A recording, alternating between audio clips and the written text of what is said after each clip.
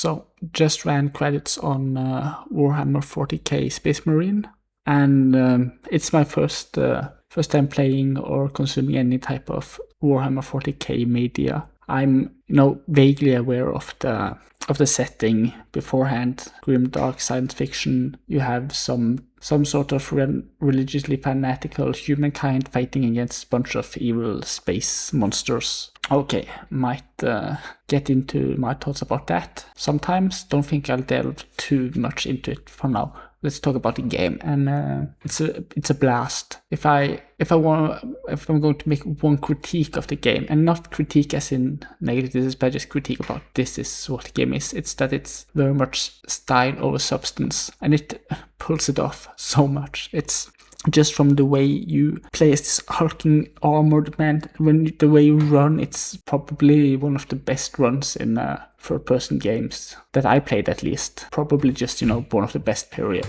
And through that, from how the guns feel, the sound of it all, it's great. And you're on this big factory planet, and you run through this massive, and the game is very linear, so you do mostly run through tight corridors, but you run through these, massive environments and cathedrals, and you got cranes over you, and the skyboxes. It's a kind of brown and drab game, but it very fits with the theme, so it's a good looking game, I'd say. Of course, you can see that it's aged, and it's this. I'm not playing, with how the graphics originally looked. This is some sort of updated version. I don't know to what degree, but it's a good looking game still because of that style. And the combat is flashy. The combat is very basic. You shoot, and you got a basic third person shooter. You got a very basic melee system. You got glory kills, and it very much works most of the time when you fight. And I play on normal. There is easy, normal, hard difficulty.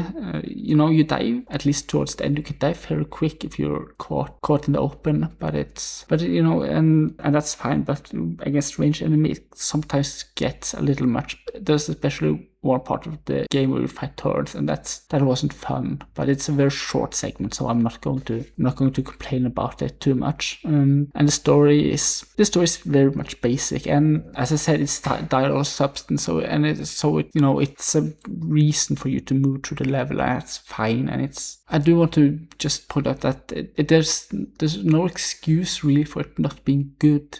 You could have just make a good story, Lamau, but we should be honest about the fact that that's hard, and it's okay to fail at it, but it's still a failure. So yeah, what to say about Space Marine? It's a fun game. I streamed it, so I could see, but it's a short game. That's fine. There is some multiplayer. I don't know if that still works. If it still works, I'm not going to play it and find out.